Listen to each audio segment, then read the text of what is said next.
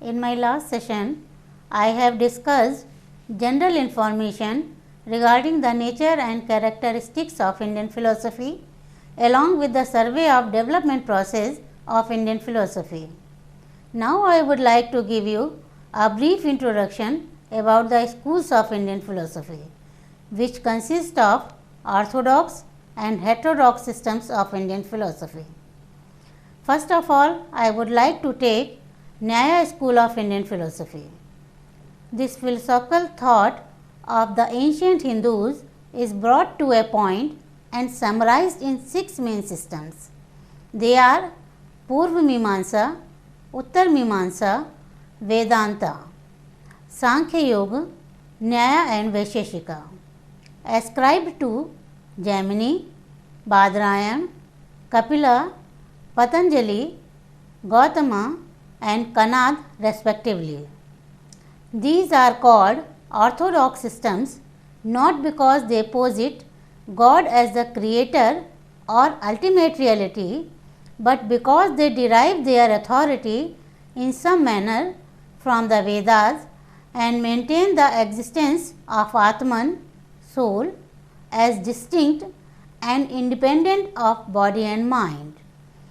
While the yoga system of Patanjali advises worship of God as a spiritual exercise, it does not concede the absolute necessity of such belief for the attainment of liberation.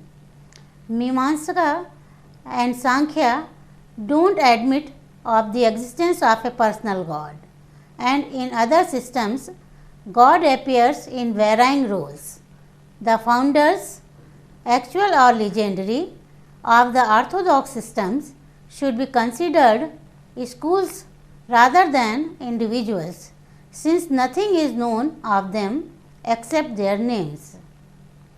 Nyaya system of Indian philosophy. The Nyaya philosophy was founded by the great sage Gautama, who was also known as Gautam or Akshpad. Accordingly, the Nyaya is also known as the Akshpad system. The philosophy is primarily concerned with the conditions of correct thinking and the means of acquiring a true knowledge of reality. It is very useful in developing the powers of logical thinking and rigorous criticism in its students. So, we have such other names for the Nyaya philosophy as Nyaya Vidya, Tark Shastra and Anvikshiki, that is the science of critical study. Literature of Nyaya philosophy. The first work of Nyaya philosophy is the Nyaya Sutra of Gautama. The subsequent works of the Nyaya system, such as Vasayan's Nyaya Bhashya, Udyotkara's Nyaya Vartik, Vachaspati's Nyaya Vartik Tatparya Tika, Udayana's Nyaya Vartik Tatparya Parishuddhi and Nyaya Kusmanjali, Jayanta's Nyaya Manjari, etc. explain and develop the ideas contained in the Nyaya Sutra and also defend them against the attacks of hostile critics. The ancient school of the Nyaya, Prachin Nyaya, is thus a development of Sutra philosophy of Gautama through a process of attack, counter-attack and defense among the Nyayikas and their hard critics. The modern school of the Nyaya, which is Navya Nyaya, begins with the epoch-making work of Gangesh Upadhyaya, that is the Tattva Chintamani. This school flourished at first in Mithila, but subsequently became the glory of Bengal with Navadipa as the main center of its learning and teaching. The modern school lays almost exclusive emphasis on the logical aspects of the Nyaya and develops its theory of knowledge into a formal logic of relations between concepts, terms and propositions. With the advent of the modern Nyaya, the ancient school lost some of its popularity. Logical realism of Nyaya. The Nyaya philosophy is a system of logical realism. In philosophy, realism means the theory or doctrine that the existence of things or objects of the world are independent of all knowledge or relation to mind. The existence of ideas and images, feelings of pleasure and pain are dependent on some mind. These cannot exist unless they are experienced by some mind. But the existence of tables and chairs, plants and animals does not depend on our minds. These exist and will continue to exist whether we know them or not. Realism is a philosophical theory which holds that the existence of all things or the objects of the world are quite independent of all minds, finite or infinite, human or divine. Idealism, on the other hand, holds that things or objects can exist only as they are related to some mind. Just as feelings and cognitions exist only as they are in some mind, so the objects of the world exist only as they are actually experienced or at least thought of by us or by God. The Nyaya is a realistic philosophy insofar as it holds that the objects of the world have an independent existence of their own apart from all knowledge or experience. In the Nyaya, this realistic view of the world is based not on mere faith or feeling, intuition or scriptural testimony, but on logical grounds and critical reflections. According to it, the highest end of life, that is liberation, can be attained only through a right knowledge of reality. But a true knowledge of reality presupposes an understanding of what knowledge is, what the sources of knowledge are, how true knowledge is distinguished from wrong knowledge, and so forth. In other words, a theory or reality or metaphysics presupposes a theory of knowledge or epistemology. Hence, the realism of Nyaya is based on the theory of knowledge, which is the logical foundation of all philosophy. Thus, we see that the Nyaya is a system of philosophy which may be justly characterized as logical realism. The whole of Nyaya philosophy may be conveniently divided into four parts, namely the theory of knowledge, the theory of physical world, the theory of individual self and its liberation, and the theory of God. But as we have seen, the main focus of Nyaya philosophy is on epistemology. Consequently, I would like to discuss in brief some of the major issues related to the Nyaya theory of knowledge. The Nyaya theory of knowledge. Knowledge or cognition, Gyan or Buddhi, is the manifestation of objects. Just as the light of a lamp reveals or shows physical things, so knowledge manifests all objects that come before it. Knowledge is of different kinds. First, we have valid knowledge, Prama or Pramiti, which has been subdivided into perception, inference, comparison and testimony. Then we have non-valid knowledge, Aprama, which includes memory, smriti, doubt, Sankhya, error, Brahma or Viparyaya and hypothetical argument, that is Tarka. This can be easily understood by a chart or table given below. Knowledge, it is divided into two parts. The first is Prama, valid knowledge, other is Aprama, that is non-valid knowledge. Prama or valid knowledge is further divided into four categories, which has been already mentioned earlier: perception, inference, comparison and testimony.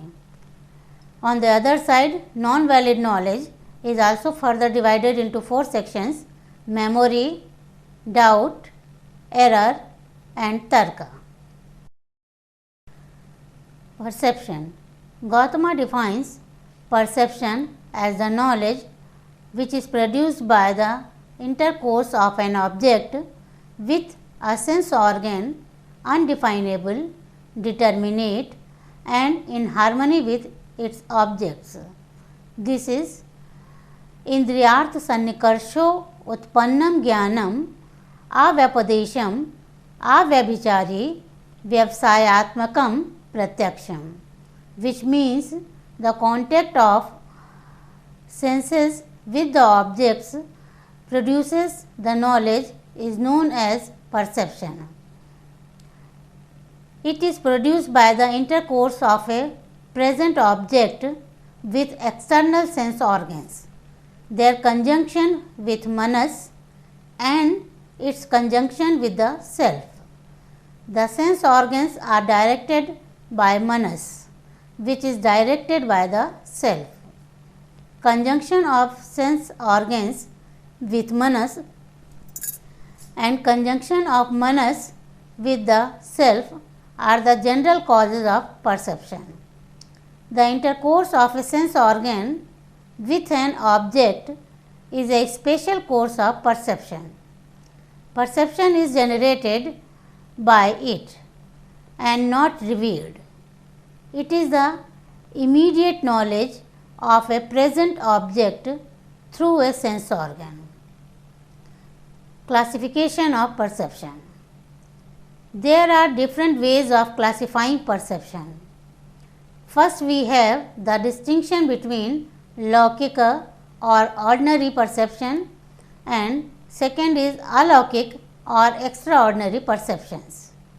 These distinctions depends on the way in which the senses come in contact with their objects.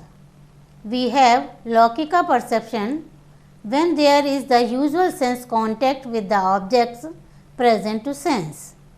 In Alaukik perception, however, the object is such as is not ordinarily present to sense, but is conveyed to sense through an unusual medium.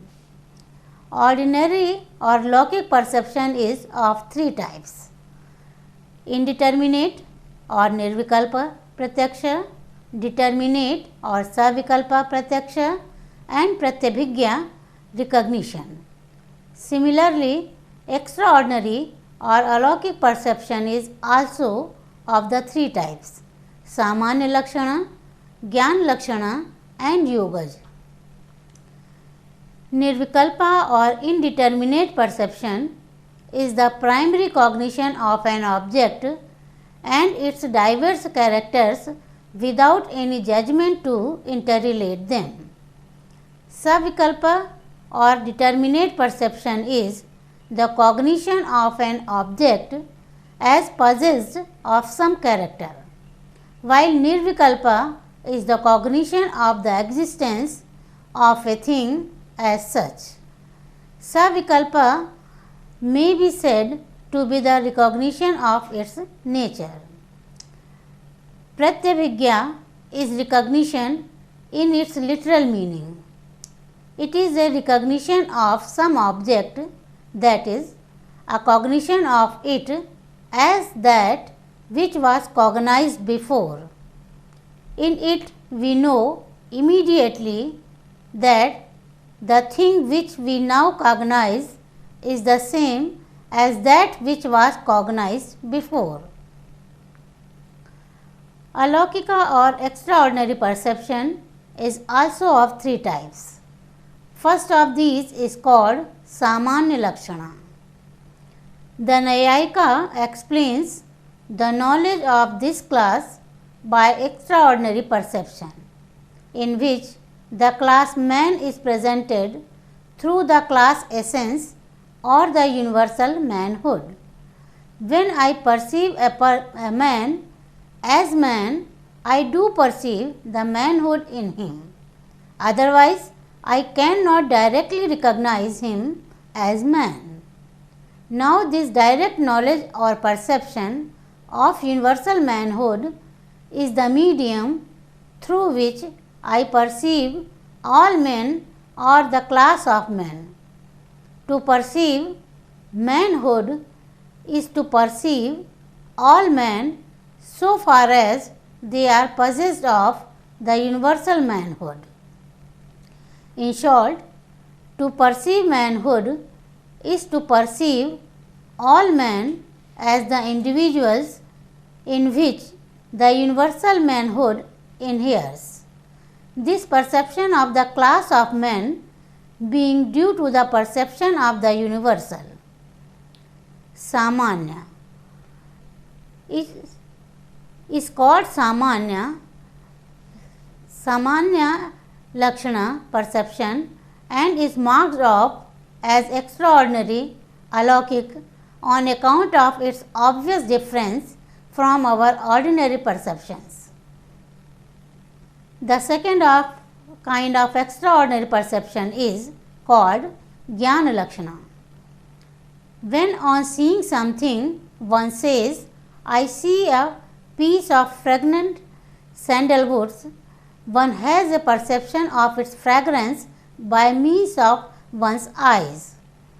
How can we explain this visual perception of fragrance, which can ordinarily be sensed only by the sense of smell? The Nyaya says that here our past olfactory experience of fragrance as closely associated with the visual appearance of sandalwood is vividly revived and brings about the present visual perception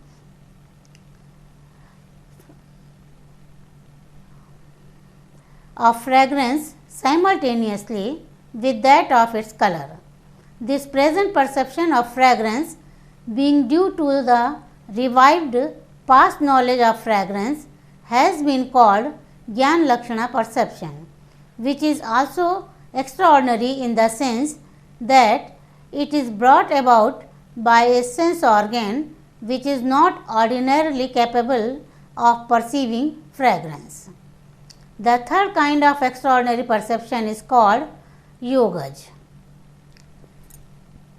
It is the intuitive perception of all objects, past and future, hidden and infinitesimal by one who possesses some supernatural power generated in the mind by devout meditation yoga abhyasa.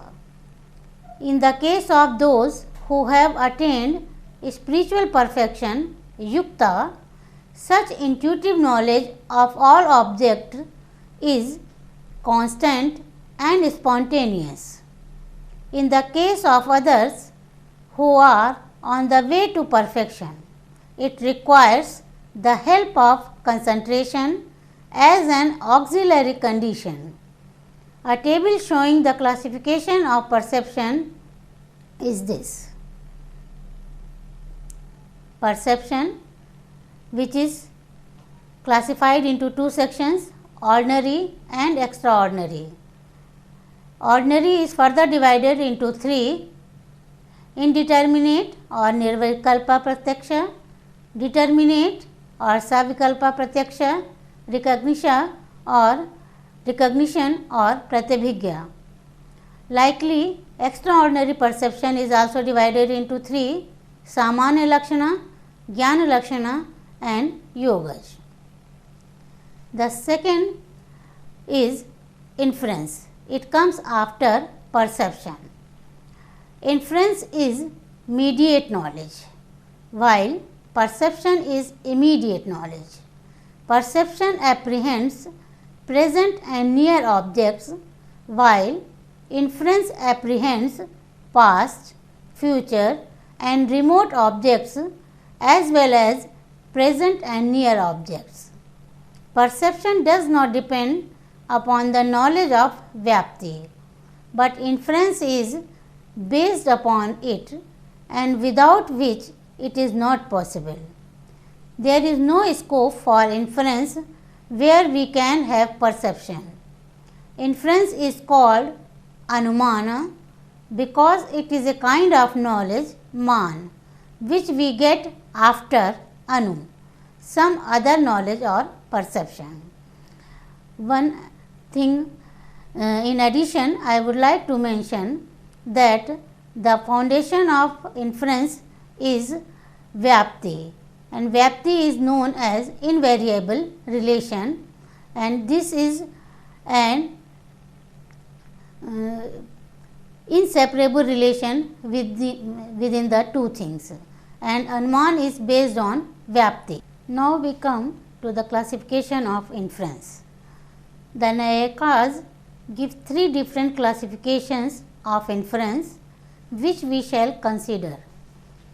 Now, according to the first classification, inference is of two kinds, namely Swartha Anuman and Padartha Anuman, or inference for oneself and inference for others. This is a psychological classification which has in view the use or purpose which an inference serves. An inference may be intended either for the acquisition of some knowledge on our part or for the demonstration of a known truth to other persons. In the first case, we have Swartha Anuman or inference for oneself. In the second, we have Padartha Anuman or inference meant for others. According to another classification, we have three kinds of inference, namely Purvat, Sheshvat and Samanya Todrashta, which come in the form of chart. It has three sections: Purvat Anuman, Sheshvat Anuman and Samanyato Drashta Anuman. This classification is based, especially of the first two, is based on the causation, and Purvata Anuman is based on the cause and Sheshvat Anuman is based on effect, while Samanyato Drashta is based on a common or the usual relation between the two things. A third classification gives the three kinds of inference, that is Kevalanvayi, Keval Vyatireki and Anvay Vyatireki. This classification is more logical in as much as it is based on the nature of the induction by which we get the knowledge of Vyapti on which inferences depend. Inference is shown in three sections: Kevalanvayi, Keval Vyatireki and Anvay Vyatireki. The next is Upaman or comparison. Upamana is the third source of valid knowledge accepted by Nyaya. It is the source of our knowledge of the relation between a name and things so named or between a word and its denotation. We have such knowledge when we are told by some authoritative person that a word denotes a class of objects of a certain description on the basis of the given description. Apply the word to some object or objects which fit in with that description, although we might not have seen them before. For example, a man who does not know what a gavai or wild cow is may be told by a forester that it is an animal like the cow. If subsequently he happens to meet with such an animal in the forest and knows or recognizes it as a wild cow, then his knowledge will be due to upamana or comparison. Next is Shabda Praman or testimony. Shabda is the last pramana accepted by the Nyaya. Literally, Shabda means verbal knowledge. It is the knowledge of objects derived from words or sentences. All verbal knowledge, however, is not valid. Hence, Shabda as a pramana is defined in the Nyaya as valid verbal testimony. It consists in the assertion of a trustworthy person. Now, I would like to give the details of Vaisheshika philosophy, which is an associated system of Nyaya, and Nyaya and Vaisheshika both are known as the Yugal systems. The Vaisheshika system was founded by Kanad. It is so named in view of the fact that Vishesha, a category, has been elaborately discussed in it. The founder of this philosophy was surnamed Kanad because he led the life of an ascetic and used to live on grains of corn gleaned from the field. He was also named Uluk. So, the Vaisheshika philosophy is also known as Kanada or Aulukya system. The first systematic work of this philosophy is the Vaisheshika Sutra of Kanad. Prashast Padas Padartha Dharma Sangrah, usually known as the Bhashya, reads like an independent exposition of the Vaisheshika philosophy. Vaisheshika believe in several categories which I would like to discuss. What is category? First, I would like to give you the meaning of Padartha or category. Padartha literally means the meaning of a word.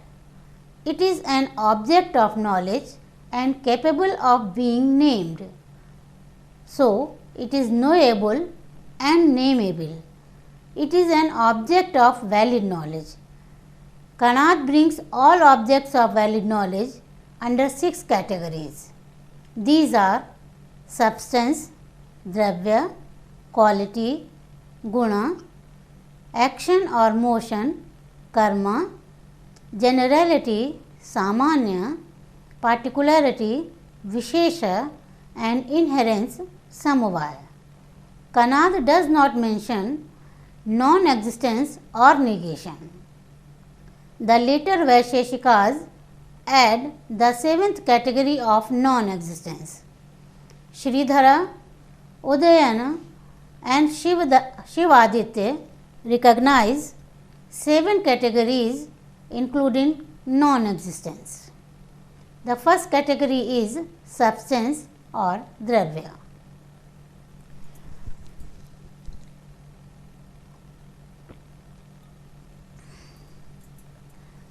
Kanad defines a substance as an entity which has qualities and actions and which is the inherent or material cause of an effect. A substance is the substrate of qualities and actions. It is not a mere collection of qualities and actions. It is not a mere aggregate of qualities as the Buddhist realists maintain, nor it is a mere complex of ideas as Buddhist idealist maintains. It has a real objective existence. It differs from its qualities and actions because it is their substance. If it were not different from them, it would not be their substrate. Qualities and actions are devoid of qualities and actions. They are not self-existent, but they exist in a substance. The relation between a substance and its qualities and actions is inherence. The second category is known as quality or guna. Kannada defines quality as an entity inhering in a substance and devoid of quality, which is not an unconditional cause of conjunction and disjunction. Prashastpada adds one more characteristics of a quality. He defines it as an entity related the genus of quality, abiding in a substance and devoid of quality and action. There are altogether 24 kinds of qualities. These are rupa or color, rasa or taste, gandha or smell, sparsha or touch, shabda or sound, sankhya or number, pariman or magnitude, pratikatva or distinctness, sanyog or conjunction, vibhaga or disjunction, paratva or remoteness, aparatva or nearness, buddhi or cognition, sukha or pleasure, dukha or pain, ichha or desire, dvesh or aversion, prayatna or effort, gurutva or heaviness, dravatva or fluidity, sneha or viscidity, sanskara or tendency, dharma or merit and adharma as demerit. Third category is action or karma. Karma or action is physical movement. Like a quality, it belongs only to substance, but is different from both. A substance is the support of both quality and action. A quality is a static character of things, but an action is dynamic. What a quality is a passive property that does not take us beyond the thing it belongs to action, is a transitive process by which one thing reaches another. So, it is regarded as the independent cause of the conjunction and disjunction of things. An action has no quality because the latter belongs only to substance. Fourth category is generality or samanya. Things of a certain class bear a common name because they possess a common nature. Men, cows and swans have severally something in common on account of which they bear these general names. The thought of what they have in common is called a general idea or class concept. Now the question is, what is it that they have in common, or what is the something that is common in them and is the ground of their being brought under one class and called by the same name? The first answer, which is only provisional, is that it is the class essence corresponding to the class concept. The Nyaya Vaisheshikas would say that it is their samanya or generality. Next category is of particularity or vishesha. Kannada defines particularity as the ultimate distinguishing feature of an eternal substance, which is known by its discrimination from the other eternal substances. It depends upon the intellect to indicate its existence. Particularities are the final distinctive characters of eternal substances.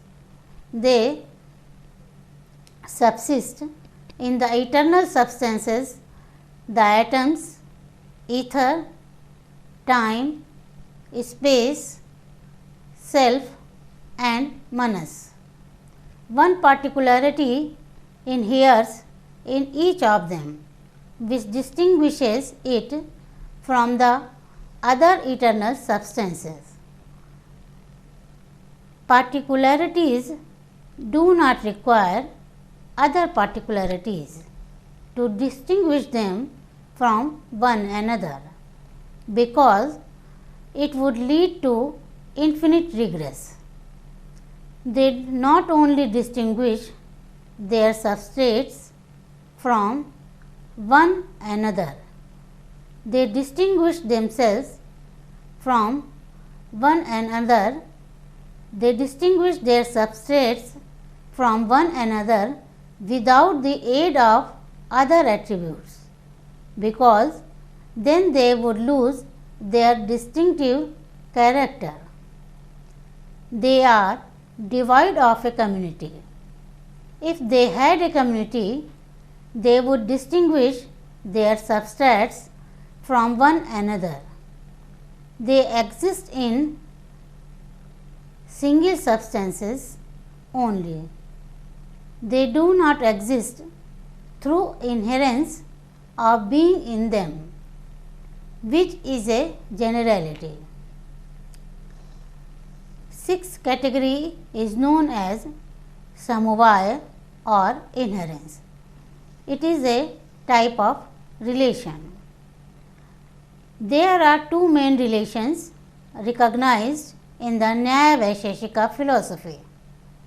These are sanyoga or conjunction and samavaya or inherence.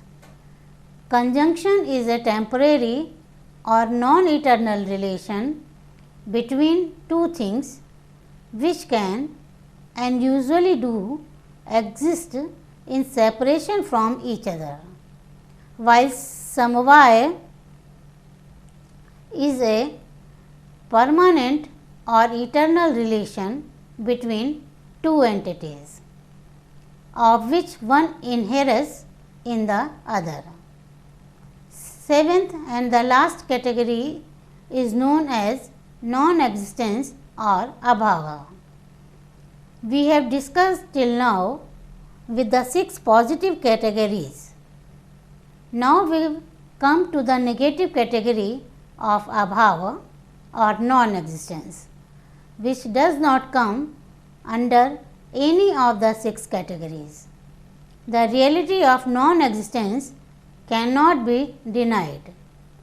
Looking at the sky at night, you feel as much sure of the non-existence of the sun there as of the existence of the moon and the stars. The Vaisheshika recognizes therefore non-existence as the 7th category of reality. So, these are the 7th categories of Vaisheshika philosophy. Now, I will start to discuss some major points of Sankhya philosophy and Yoga philosophy. The Sankhya philosophy. The Sankhya system advocates the ontological dualism of Prakriti and Purusha's individual souls.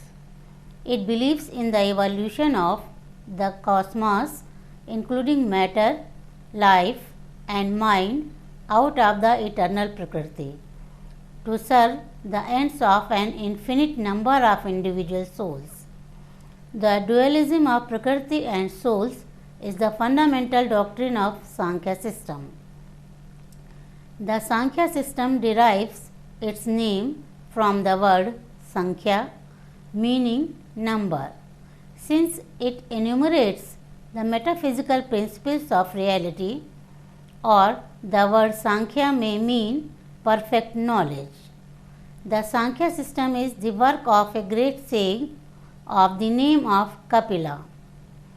According to the tradition, the first work of the Sankhya school is the Sankhya Sutra of Kapil. This being very brief and terse, Kapila wrote an elaborate work entitled the Sankhya Pravachan Sutra.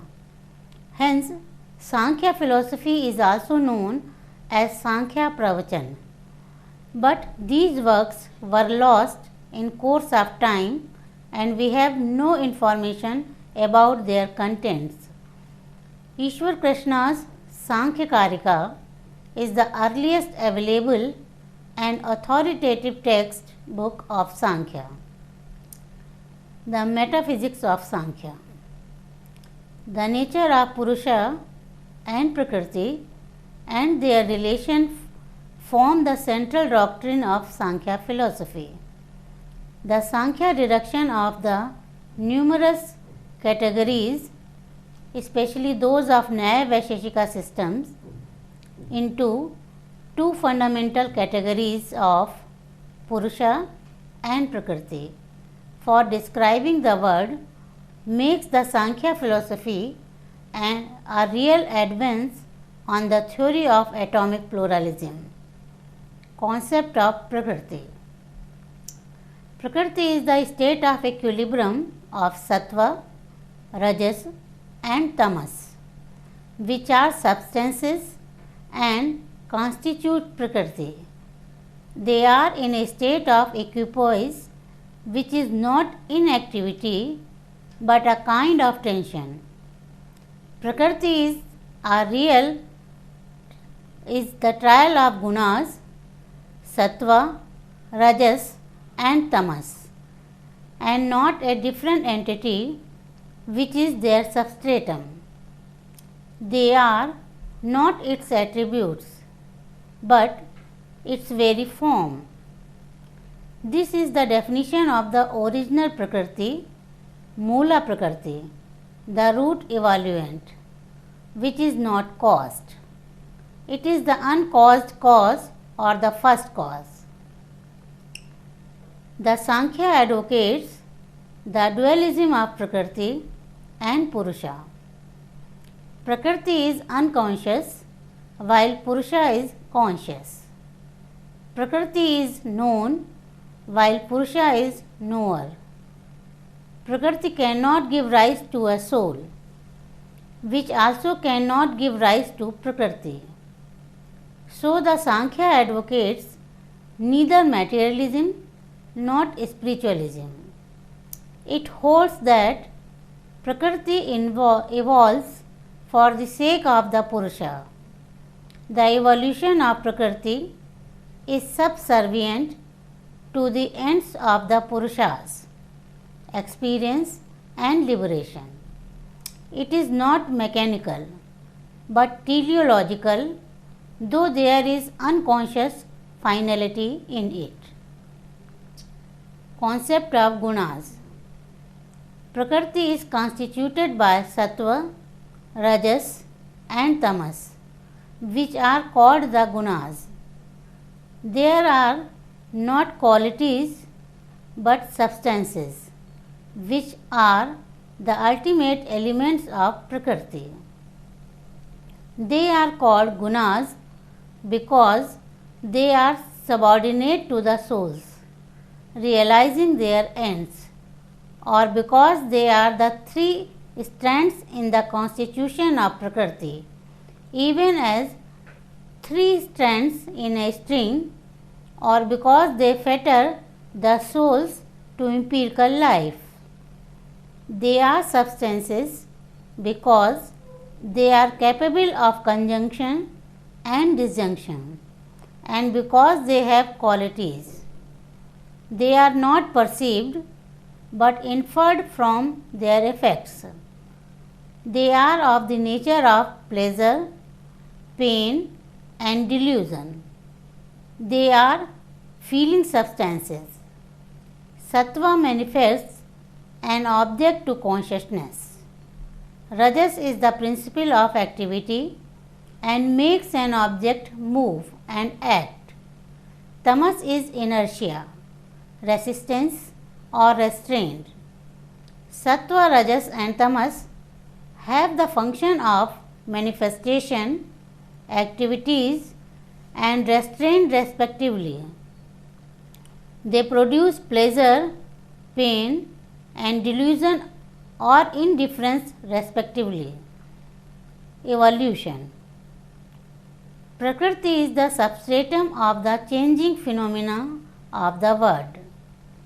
It is the equilibrium of Sattva, Rajas and Tamas. It is not a state of inactivity, but a kind of tension. The tendencies to manifestation and activity are held in check by the tendency to restrain and obstruct. Infinite number of Sattva, Rajas and Tamas counteract their activities and bring about a state of tension. They relieve the tension. They relieve the tension and break the equilibrium under the influence of individual souls, Purushas. The equilibrium of the gunas is disturbed by some kind of influence of the Purushas. Prakriti was to realize their ends, experience and liberation. When the equilibrium of the gunas is distributed, some gunas overpower the other gunas and start the process of evolution. There is neither creation nor destruction of the gunas. The total amount of Sattva, Rajas and Tamas might be created not destroyed, increased not decreased. But when the universe, some gunas can overweight the others and produce heterogeneous effects. Production is non-manifestation or envelopment. The Sankhya clearly enunciated the doctrine of evolution. The manifold world is not created by God out of nothing, but it is evolved from Prakriti. The world is unconscious and cannot be the transformation of a spirit which is unchangeable and immutable. It is the transformation of the unconscious Prakriti or of Sattva, Rajas and Tamas. Prakriti and its evaluated Vikritis are subject to transformations. They can never be deprived of their essential nature of modifiability, evolution and dissolution. Prakriti is transformed into Mahat or cosmic intellect, Buddhi. Mahat is transformed into Ahankara or cosmic egoism. Ahankara is transformed into the 11 sense organs and the 5 tanmatras or subtle essence of sound, touch, color, taste and smell. The 5 subtle essences are transformed into 5 gross elements of sky, air, fire, water and earth. These are the 24 principles. In addition to these, there are Purushas. These are the 25 principles according to Sankhya, shown in the following chart on the screen. Purusha and Prakriti, which is the first cause of the word, and it produces Mahat. Mahat produces Ahankar, and Ahankar produces 11 sense organs, which includes mind, 5 sense organs and 5 motor organs.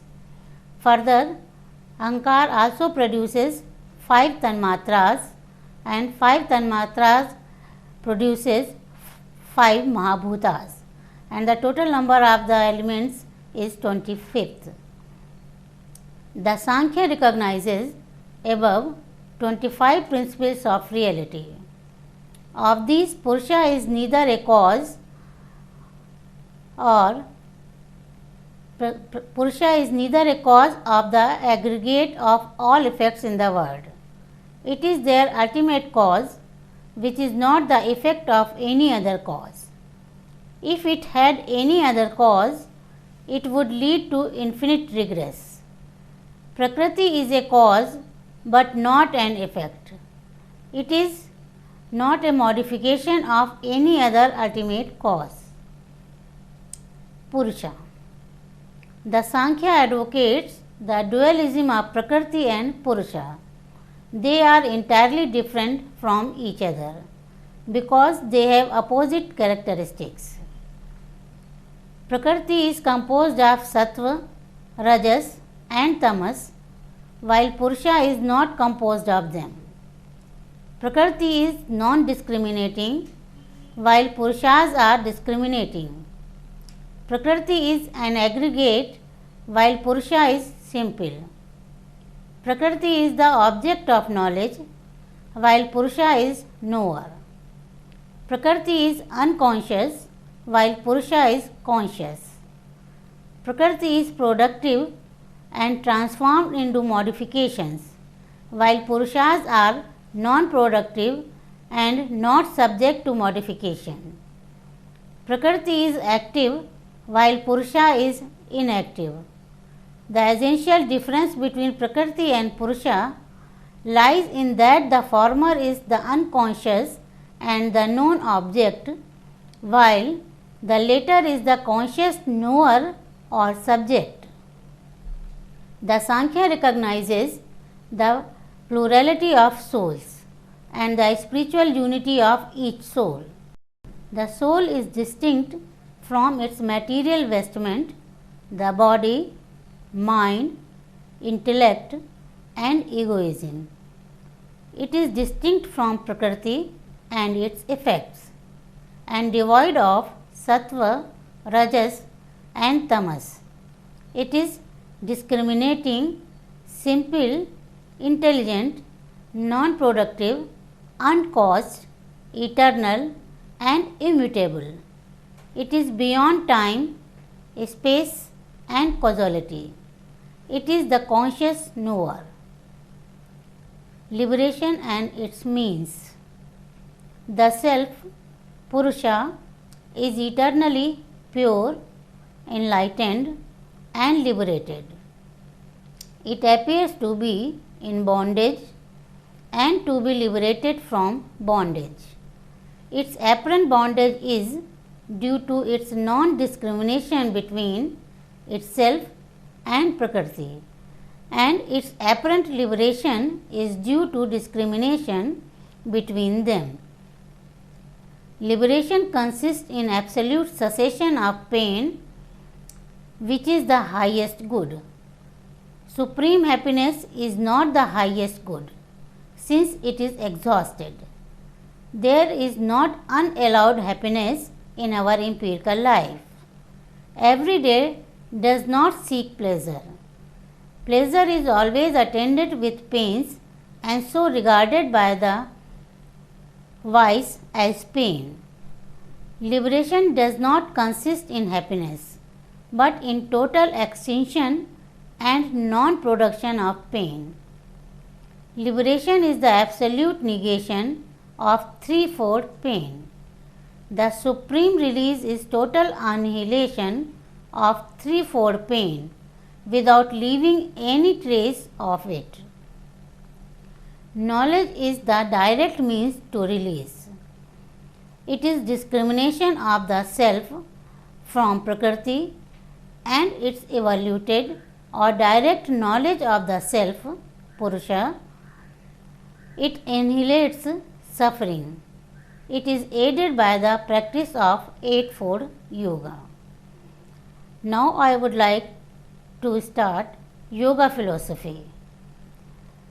It is also a close part of Sankhya philosophy, and both are known as Yugal philosophy. The Yoga philosophy. The Yoga adopts the Sankhya metaphysics and engrafts our concept of God upon it.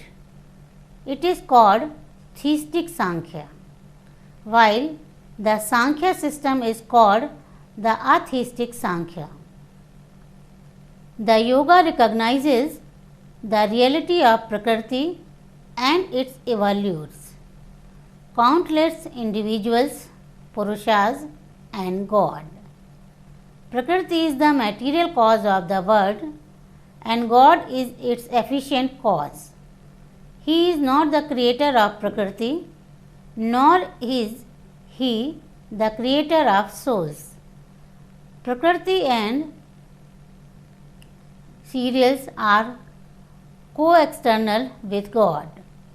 He disturbs the equilibrium of Sattva, Rajas and Tamas and starts the evolution of Prakriti. He is the creator of the Vedas and reveals them for the enlightenment of souls at the end of each cycle. He associates and disassociates souls and Prakritis in accordance with their merits and demerits and brings about evolution and dissolution of the world. He removes obstacles to the evolution of Prakriti and to the achievement of liberation by souls. The Yoga philosophy is an invaluable gift of the great Indian sage Patanjali to all bent upon spiritual realization. It is a great aid to those of the spirit as an independent principle, free from all limitations of the body, the senses and the mind. It is known as the Patanjali system after the name of its founder. The Yoga Sutra of Patanjali is known as the first work of this school of philosophy. Vyasa wrote a brief but valuable commentary on the Yoga Sutra called Yoga Bhashya or Vyas Bhashya. Vachaspati's Tattva Vaisharadi is a reliable sub-commentary on Vyasa's commentary. Bhoj Raja's Vritti and Yog Maniprabha are very simple and popular works of the Yoga system.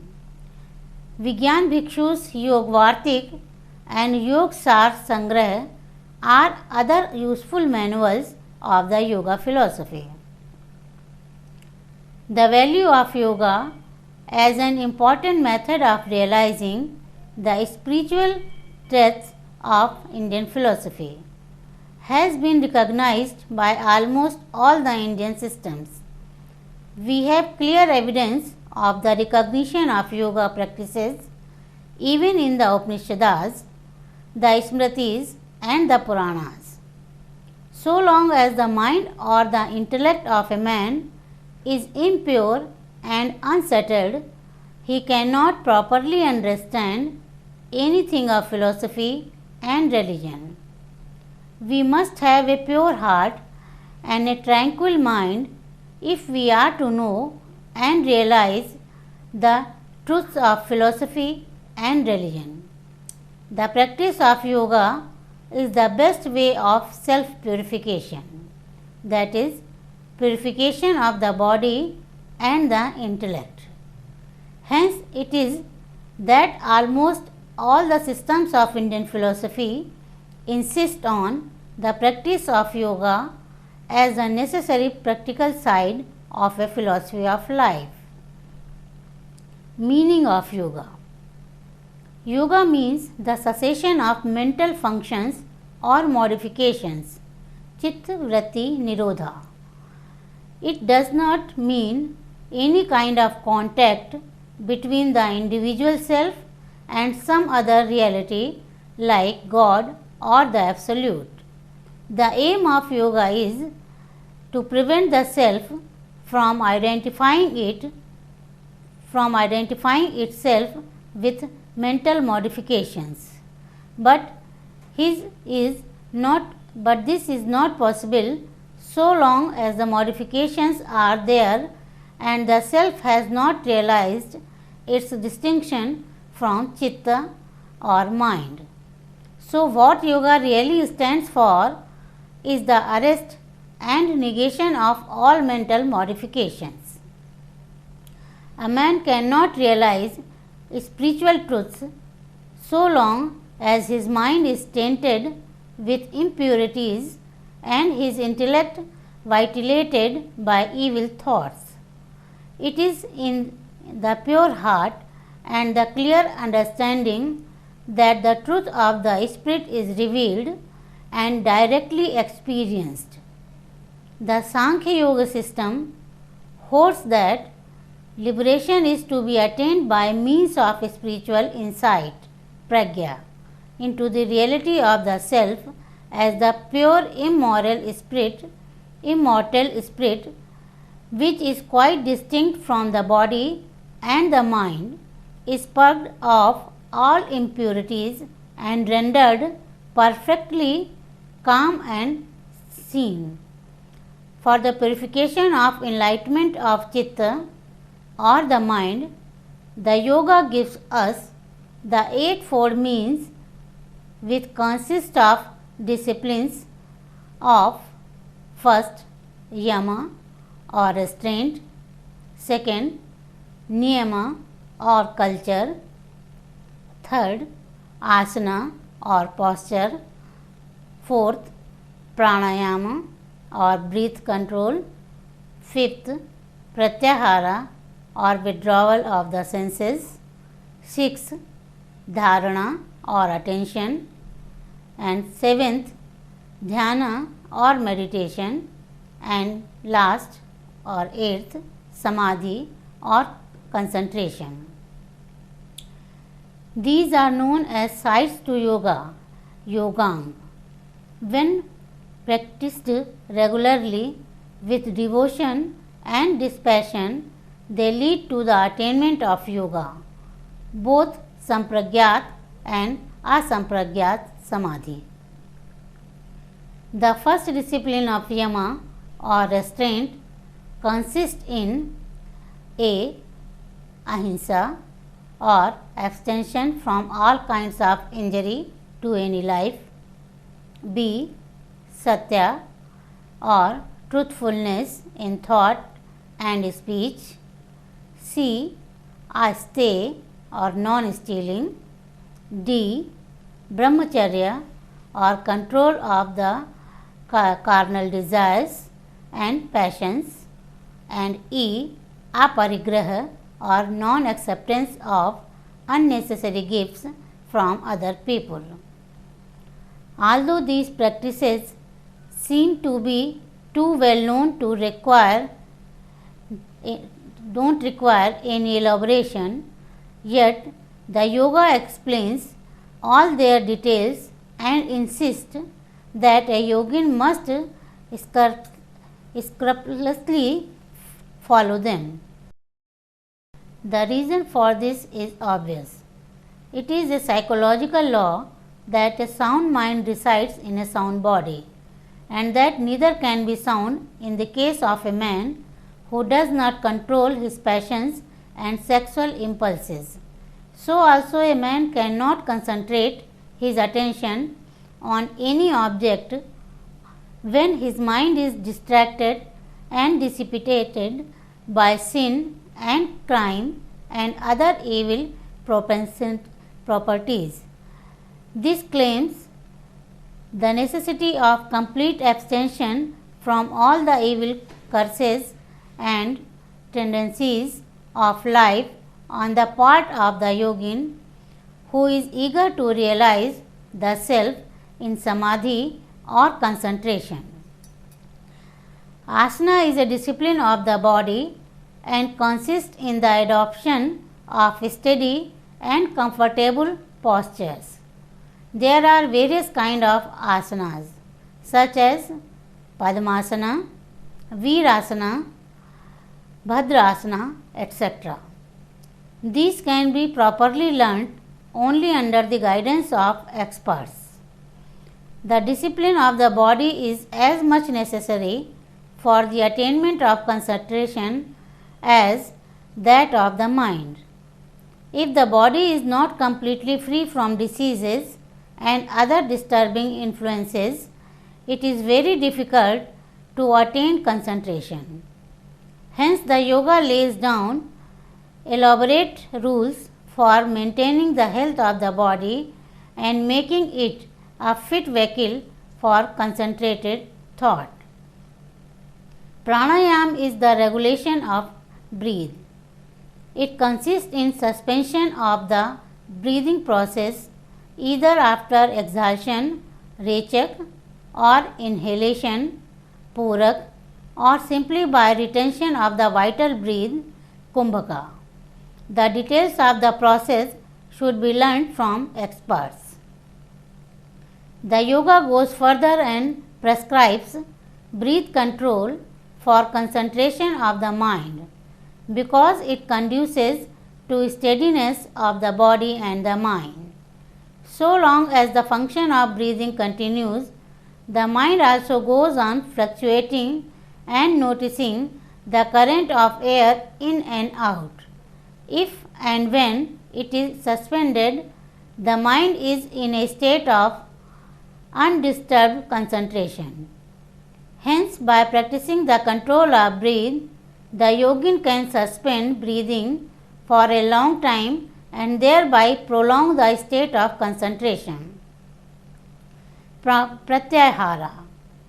Pratyahara consists in withdrawing the sense from their respective external objects and keeping them under the control of the mind. When the senses are effectively controlled by the mind, they follow not their natural objects but the mind itself. So, in the state, the mind is not disturbed by signs and sounds coming through the eye and the ears, but makes these senses follow itself and see and heed its own object. This state is very difficult, although not impossible of attainment.